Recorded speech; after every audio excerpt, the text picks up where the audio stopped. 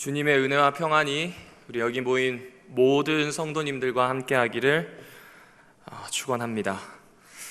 이 저녁 마가복음에 있는 본문을 가지고 같이 은혜를 나누고자 합니다. 같이 마가복음 1장 1절부터 6절에 있는 말씀을 좀 보시겠습니다. 마가복음 6장 1절에서 6절입니다. 제가 봉독해 올리겠습니다. 1장 1절에서 6절. 하나님 아들 예수 그리스도의 복음의 시작이라. 선지자 이사야의 글에 보라 내가 내 사자를 너의 앞에 보내리니 그가 너의 길을 준비하리라. 광야에 외치는 자의 소리가 있어 이르되 너희는 주의 길을 준비하라. 그의 오실 길을 곧게 하라. 기록된 것과 같이 세례 침례 요한이 광야에 이르러 죄사함을 받게 하는 회개의 침례를 전파하니 온 유대 지방과 예루살렘 사람이 다 나아가 자기 죄를 자복하고 요단강에서 그에게 침례를 받더라. 요한은 낙타 털 옷을 입고 허리에 가죽띠를 띠고 메뚜기와 석청을 먹더라. 아멘. 마가복음 이 부분은 다 아시는 내용입니다. 그렇죠?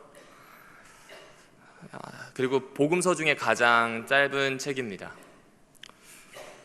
그런데 마가복음은 마치 동화 속에 나오는 여주인공과 같습니다. 누군가 아닌 신데렐라입니다. 의붓 언니들이 이 새어머니와 함께 다 같이 왕자님을 보러 무도회장에 갔죠.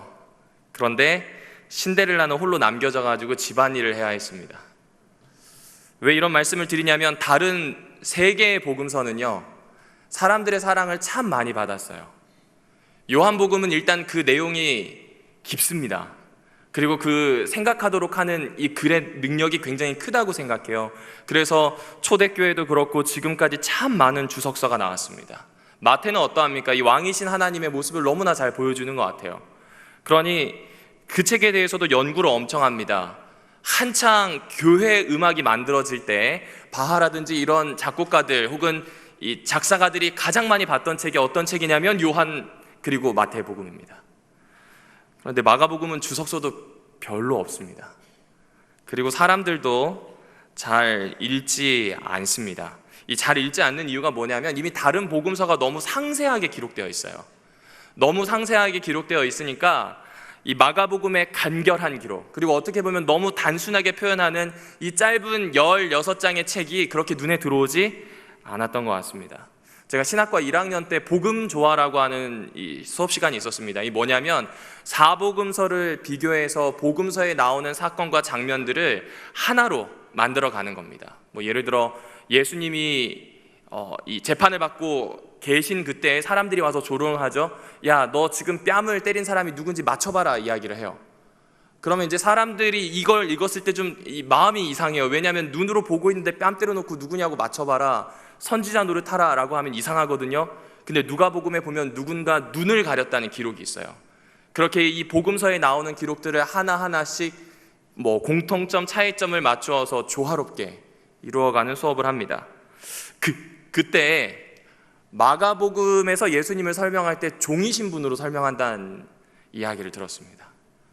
그래서 예수님의 행동은 곧 뭐 하셨고 이런 내용이 자꾸 나온대요.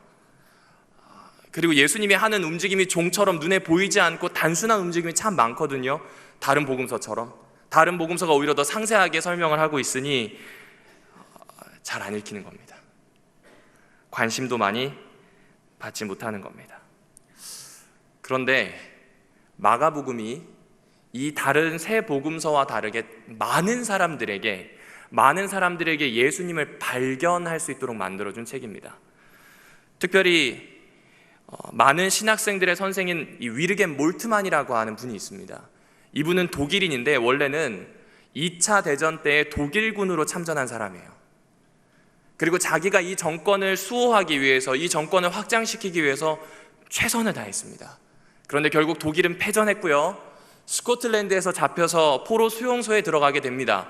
그리고 거기에서 그는 처음으로 이 벨젠이라고 하는 곳과 그리고 부헨발이라고 하는 곳에 있었던 유태인 수용소에 있었던 그 참혹한 상황을 사진으로 똑똑히 확인합니다. 최선을 다해서 자기가 지지했고 지켰고 심지어 목숨까지 바쳐서 전쟁터에 왔는데 악마적인 세력인 거예요.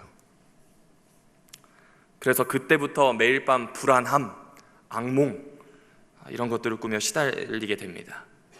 희망이 없는 거예요. 그러던 중에 수감소에 있었던 군목이 자기가 들고 있던 성경을 여차여차해서 결국은 이 몰트만이라고 하는 이분에게 줬어요. 독일인이긴 하지만 교회도 다니지 않았고 예수도 잘 보지 않았습니다. 나치당의 열렬한 후원자였기 때문에 기독교는 좋지 않다 이렇게 생각했던 거죠.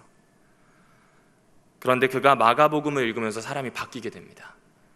그의 자서전은 이렇게 기록합니다. 마가복음을 쭉 읽어가던 나는 예수가 고난받는 장면에 도달했다. 죽어가는 예수가 나의 하나님 나의 하나님 어찌하여 나를 버리셨나이까 하고 외치는 목소리를 들었을 때 나는 나의 내면에서 믿음이 움트는 것을 느꼈다.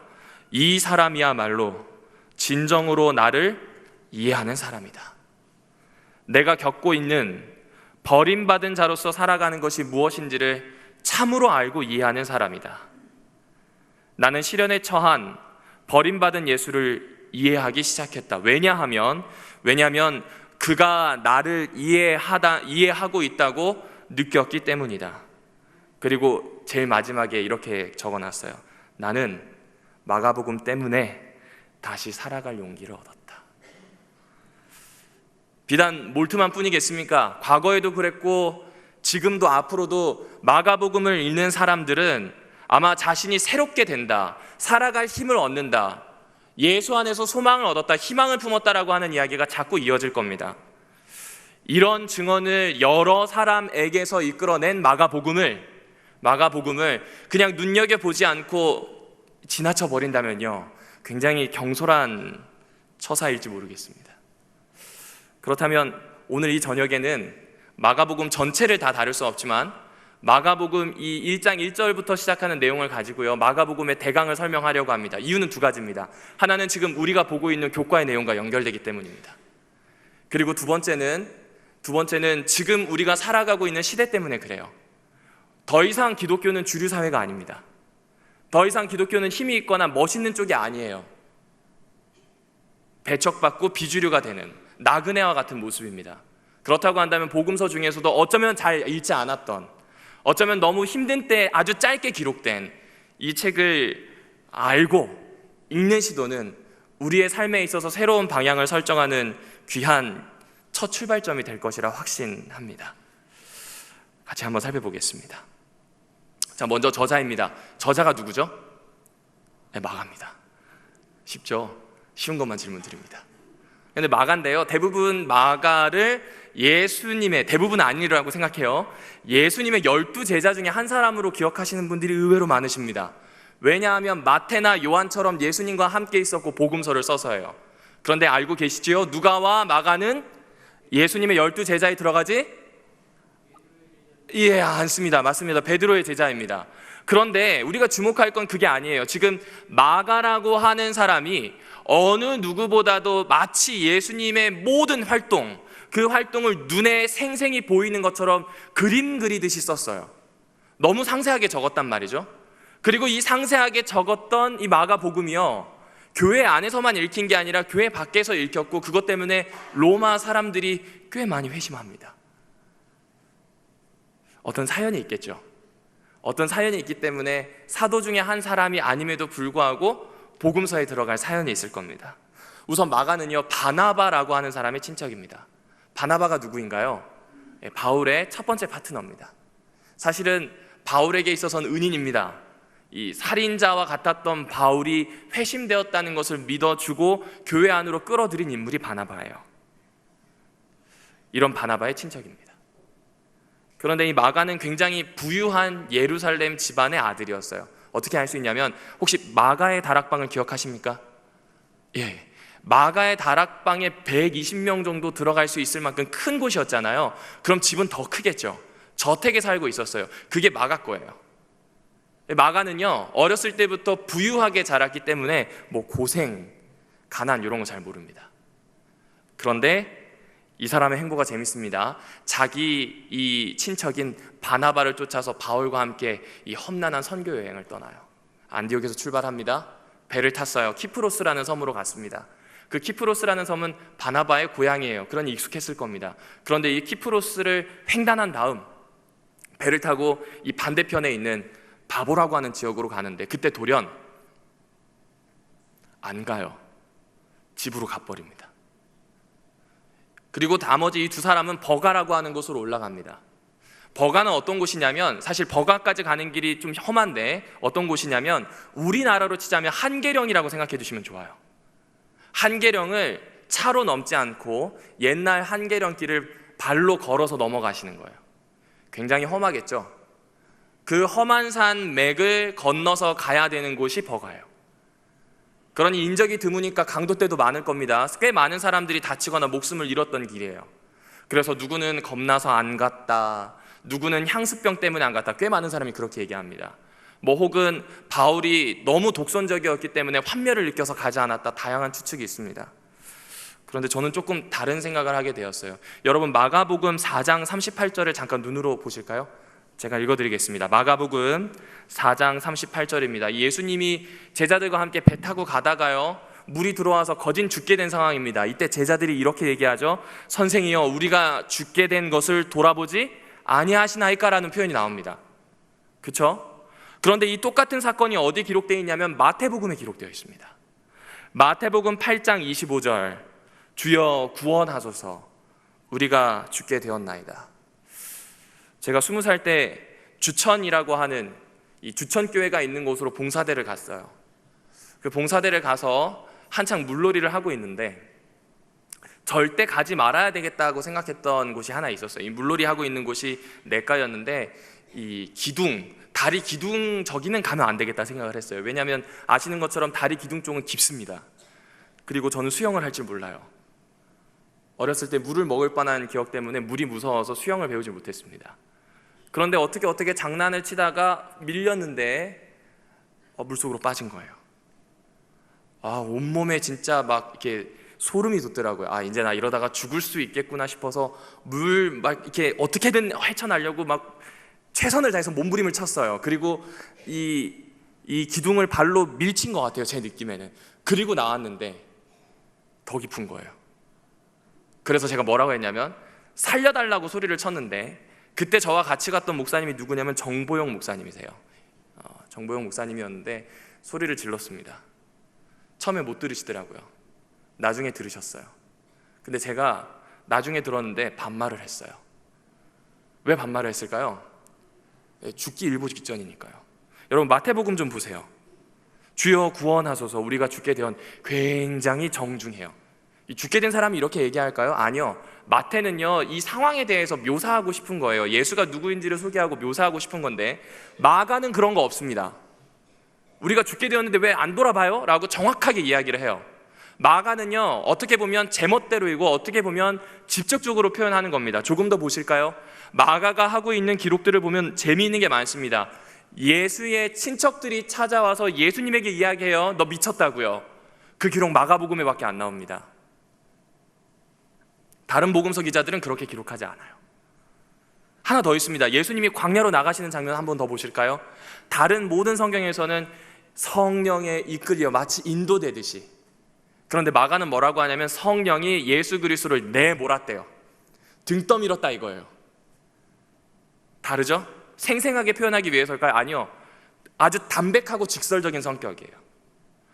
어떤 것이든지 간에 이 부잣집 도련님이 자기와 안 맞은 거예요.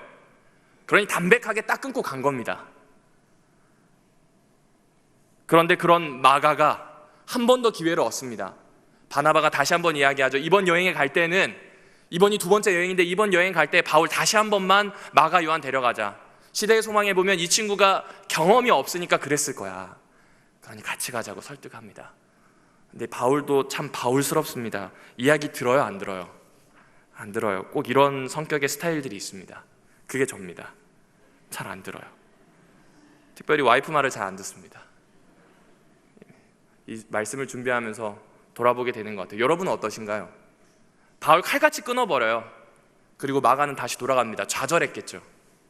분명히 처음에 실수고 경험이 없었어요. 내가 제멋대로인 것도 알아요. 하지만 이번엔 같이 가고 싶었어요. 최선을 다해 조력하고 싶었고 배우고 싶었어요. 근데 속된 말로 잘린 거예요. 근데 이번엔 바나바가 화가 나가지고 왜 그렇게 독단적이냐고 돌아섭니다. 그래서 바울과 실라가고 바나바와 마가 요한이 두 사람이 같이 갑니다. 그런데요, 디모데후서 4장 11절에 보면 바울의 태도가 바뀝니다. 디모데후서 4장 11절을 제가 읽어드릴게요. 누가만 나와 함께 있느니라. 너가 올 때에 마가를 데리고 오라. 그가 나의 일에 유익하니라. 사실 처음 여행 같이 갈 땐 바울 젊었습니다. 그리고 이때는 죽기 거의 전이에요. 늙었어요, 쉽게 얘기하면. 그러니 이제 가기 전에 마지막으로 화해하고 삶을 잘 정리하고 싶어서 이런 얘기를 했을까요?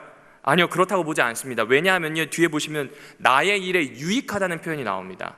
그냥 인간관계를 잘 정리하려는 게 아니라 이것은 지금 무엇을 얘기하고 싶냐면 마가가 완전히 바뀌었다는 이야기를 하고 싶은 거예요. 마가가 지금 어떻게 바뀐 걸까요? 바울이 하는 일에 너무나 도움이 된대요. 근데 그렇게 된 이유가 있는 것 같아요. 베드로전서 5장 13절을 제가 새번역 성경으로 좀 읽어드리겠습니다. 베드로전서 5장 13절입니다. 여러분과 함께 택하심을 받은 바벨론에 있는 자매교회와 나의 아들 마가가 여러분에게 문안합니다 라고 쓰고 있어요. 당시에 로마 이 상황을 바벨론이라고 상징적으로 많이 썼습니다. 그런데 지금 그게 중요한 게 아니고요, 베드로가 마가를 어떻게 표현하고 있어요? 쉽게 얘기하면 내 새끼래요. 내가 키운 아이래요. 내가 훈련시킨 친구래요. 내가 이 친구가 사역자가 될 수 있도록 최선을 다해서 조력을 했대요. 그 이야기하고 있는 거예요. 함부로 나의 아들이라고 안 하잖아요. 내가 낳지 않은 이상. 무엇이겠습니까? 이 상황이 이제 좀 조합이 되시나요? 바울한테 버림받은 마가의 마음 어땠을까요? 무너지죠. 내가 좀 잘할걸. 그리고 교회 공동체 좁습니다. 소문 쫙 날 거예요. 마가 잘렸대. 안 되나 봐. 쫙 퍼져요. 그러면 이 친구는 다시 기회를 잡기 어려워요. 근데 누가 눈여겨보고 있었냐면 베드로가 눈여겨보고 있었어요. 맞습니다. 베드로도 바울도 똑같이 실패한 경험이 있어요. 하지만 바울은 준비하고 행동하는 사람입니다. 돌아보지 않아요. 준비하고 행동하는 사람이에요. 그런데 베드로는 달랐어요. 베드로는 마가를 품습니다. 왜요? 지도 똑같은 실수를 했거든요. 예수님과 함께 있을 때 예수님을 버리고 좌절했거든요. 회복된 경험이 있어요. 그게 자신에게 복음이었던 거예요. 복음의 능력이 있었던 거예요. 그래서 어떻게 해요? 마가를 품어요. 야, 너 그건 아무것도 아니야. 난 예수님한테 직접적으로 그랬어. 너 바울한테 그럴 수 있어. 바울 사실 안 좋은 사람 많아. 이해해. 난 근데 예수님한테 그랬다니까. 그 이야기를 들었을 때 아마 마가는 이해했을 겁니다. 그리고 자기 자신에게 새로운 삶이 시작될 수도 있겠다는 희망을 품었을 겁니다. 그리고 예수님과 1대1로 만나서 바뀌었던 베드로를 보면서 예수를 배웠을 거예요. 그리고 종국에는 본인이 예수님을 만났을 거예요. 그리고 어떻게 됐을까요? 베드로에게 듣고 배웠던 예수를 상세하게 적습니다. 누구처럼 되길 원하는 거예요? 혹 아픈 사람, 혹 힘이 드는 사람, 혹 낙담한 사람들이 자신처럼 베드로처럼 회복되기를 바랬던 겁니다. 마가복음 1장 1절 하나님의 아들 예수 그리스도의 복음의 시작이라 비슷하지 않습니까? 주는 살아계신 하나님이래요. 하나님의 아들이래요. 베드로가 했던 그 고백과 너무나 연결이 됩니다. 꼭 닮은 신앙을 가지게 된 겁니다. 사랑하는 별내교회 우리 성도 여러분, 마가의 복음서를 꼭 읽어주시기를 요청드립니다. 마가의 복음서에는 이와 같은 사랑이 나와 있어요. 다른 사랑이 아니에요.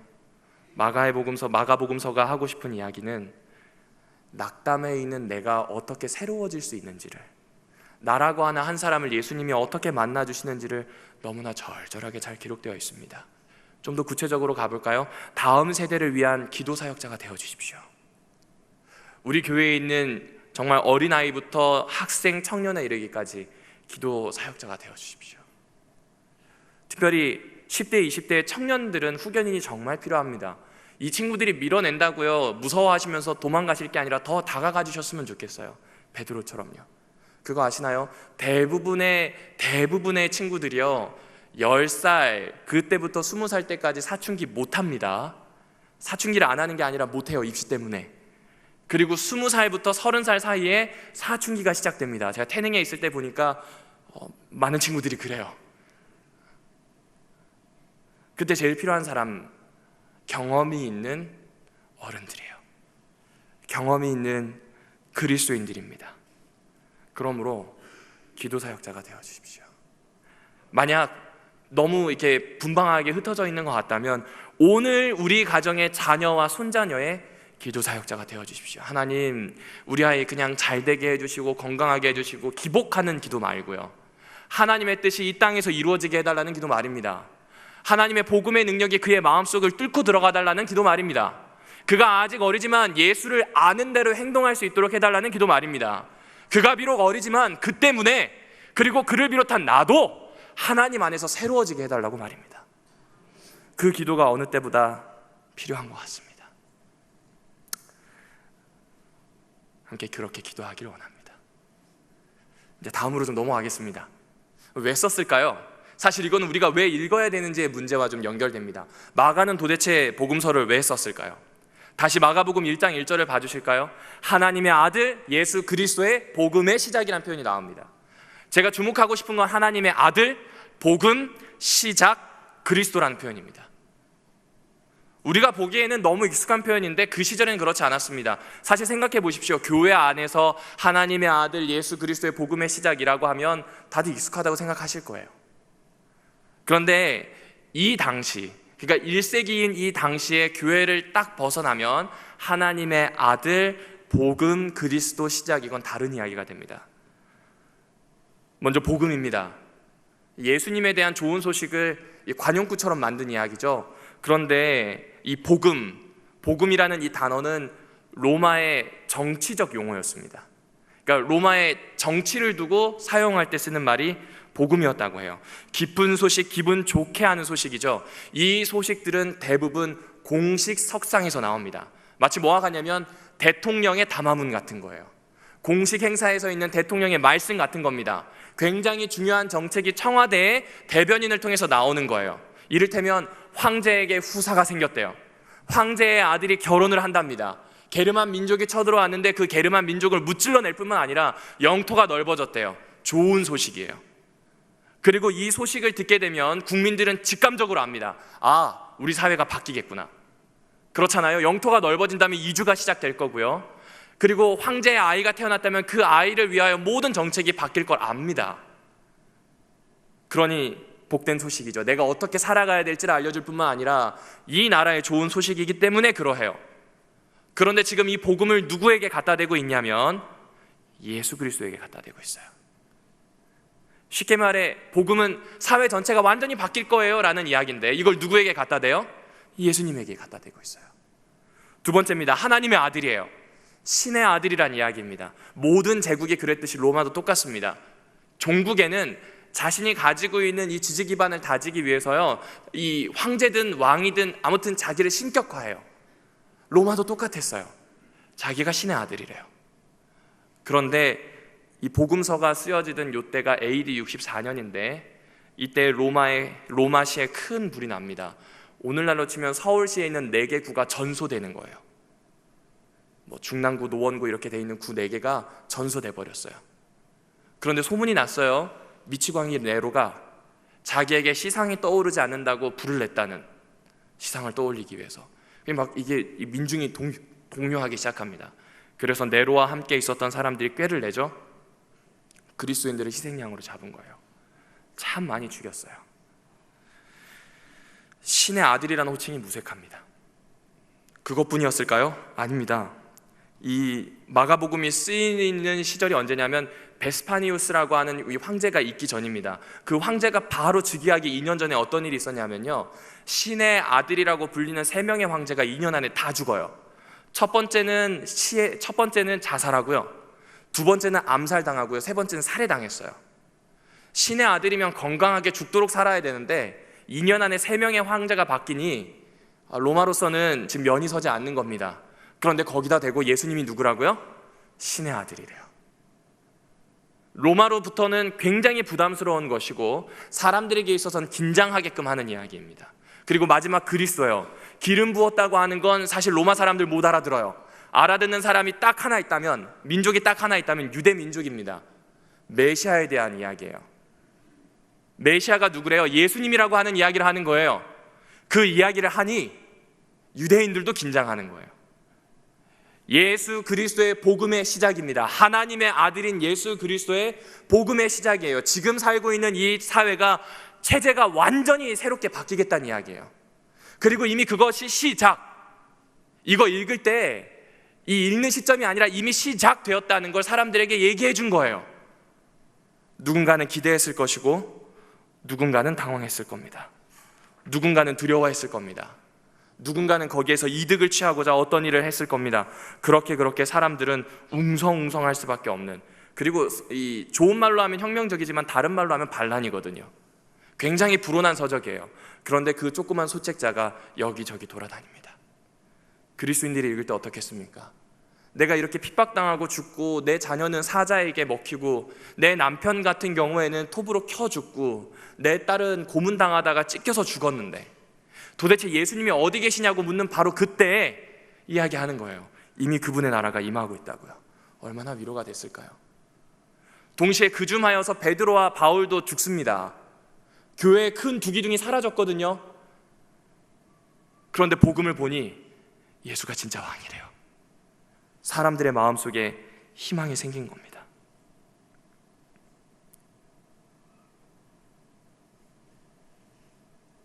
세상의 일과 질서가 바뀌고 있으니 복음에 맞춰서 살아가라는 이야기를 마가가 하고 싶은 거예요. 오늘날 우리에게도 똑같지 않을까요? 우리에게는 예언의 선물들을 아주 잘 기록해 놓은 책들이 있습니다. 종말의 때가 어떤지에 대해서 얘기하는데, 그 종말이 단순히 하늘나라 가기 위한 종말이 아니에요. 핵심이 무엇이냐면 이 사회와 우리가 가지고 있는 세상에 대한 이야기예요. 내가 살아가고 있는 이곳의 왕이 지금은 다른 존재라는 거예요. 그런데 예수님이라고 하는 그분이 진짜 왕으로 등극하시게 된다면 완전히 바뀌게 된다는 기대를 우리가 가지고 있는 거 아닙니까? 그렇다면 어느 때보다 살펴보아야 하는 책은 이 책입니다. 당시에도 로마는 건재했습니다. 마찬가지로 오늘날도 세계의 질서는 강한 나라들을 중심으로 돌아가는 것 같습니다. 무너질 것 같지 않아요. 계속 갈 것 같아요. 그렇게 살아왔고 앞으로도 살아갈 거예요. 그렇게 생각합니다. 근데 아니라는 겁니다. 하나님의 나라가 시작한 거예요. 예수님이 왔더니 하나님 나라에 들어갈 수 있는 사람들로 회복이 되더란 말입니다. 못 듣던 사람이 들었고요, 문둥병자가 나았고요, 귀신 들려서 정신이 온전치 않았던 사람이 온전해집니다. 오랫동안 병에 괴로웠던 사람들이 일어났어요. 아픈 사람들은 사회에 진출할 수도 없었는데 사회에 진출할 수 있도록 완전히 회복된 겁니다. 그러니 지금 하나님의 나라가 오기 때문에 이들을 회복시켰다는 이야기를 예수님이 하고 계신 거예요. 우리에게도 마찬가지 아닐까요? 오늘 우리에게 가지고 있는 메시지들, 사람의 몸을 살리는 건강과 관련된 메시지들, 사람의 정신을 살리는 복음과 관련된 메시지들, 우리의 삶에 무너져 있는 가정과 관련된 메시지들, 교육과 관련된 메시지들을 그냥 두실 게 아니에요. 나눠주셔야 해요. 나눠주셔야 합니다. 왜요? 마가는 지금 그 이야기를 합니다. 마가가 제일 먼저 소개시키는 사람이 침례 요한입니다. 침례 요한을 왜 소개시켰을까요? 물론 제일 처음 예수님이 오시기 전에 설명해야 되는, 예수님이 어떤 분인지를 너무 잘 설명할 수 있는 사람이 침례 요한이기 때문에 갖다 놨을 겁니다. 그런데 사실은 마가는 침례 요한을 통해서 교회가 어떤 모습이어야 되는지를 설명하고 싶지 않았을까요? 침례 요한은 자기가 누군지 압니다.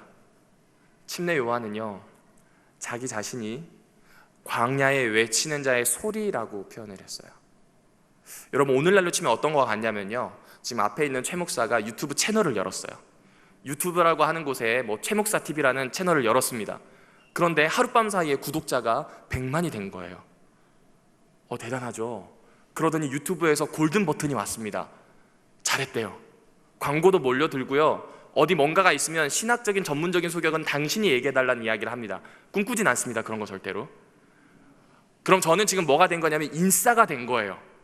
인싸가 뭐냐면요, 지금 사람들 중에서도 핵심 영향력 있는 사람이에요. 그 사람이 되었거든요. 그게 누구였냐면 침례 요한이에요. 분명히 요단강에서 외쳤는데 예루살렘과 온 유대에 있는 사람들이 다 와요. 심지어 누구까지 오냐면 로마 군인까지 와요. 굉장한 영향력이에요. 뜨고 있어요. 이제 잘 이야기하면 정치로도 나갈 수 있을지도 몰라요. 이걸 잘 사용하면요, 이걸 정말 잘 사용하면 그 당시에 제사장의 직분을 수행할 수 있을지도 모를 정도였어요. 그런데 지금 침례 요한은 이렇게 이야기합니다. 자기 자신이 광야에 외치는 자도 아닌 외치는 자의 소리라고 말합니다. 그 당시 혼란스러운 교회 상황에서 요한을 보면서 사람들은 깨달았을 거예요. 우리가 정말 해야 되는 일이 뭔지를 말입니다. 자신을 소리라고, 자신이 누구인지 정확히 알았던 것처럼 내가 예수님을 안다면, 예수님의 흔적이 나의 마음속에 있다면 복음을 시작해야 되는 사람이라는 생각을 한 거예요. 조금 바꾸면 자기의 부르심을 안 거예요. 자기의 소명을 안 겁니다. 이것을 구약에 나오는 전도서에서 뭐라고 하냐면 청년이라고 합니다. 여러분, 청년은요, 그냥 20, 30대의 혈기가 좋은 정력적인 사람들을 표현하는 게 아닙니다. 이스라엘 사람들은 전쟁이 일어날 때 징집을 합니다. 그 징집을 했을 때 내가 이 전쟁이 왜 해야 되는지, 이것이 무엇을 하는지를 알고 있는 사람, 그 사람을 가리켜 이스라엘 사람들은 청년이라 그랬대요. 나이에 상관이 없어요. 갈렙을 한번 보십시오. 갈렙은 자기 나이가 80이 되었음에도 불구하고 가장 좋지 않은 곳, 하나님이 약속한 곳, 그곳이 나의 부르심이라고 생각해서 나갔어요. 이 사람 청년이에요.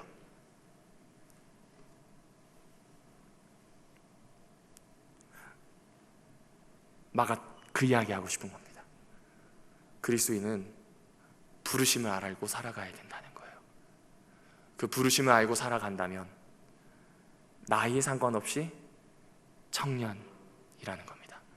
잠깐 따라해 보실까요? 나는 28 청춘. 네, 다시 한번요. 나는 28 청춘.